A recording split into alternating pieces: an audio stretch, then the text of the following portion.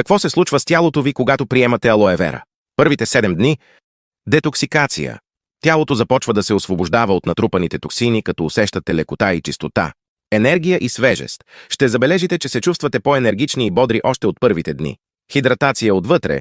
Клетките ви получават нужната хидратация, което подобрява цялостното ви състояние след 1-2 седмици.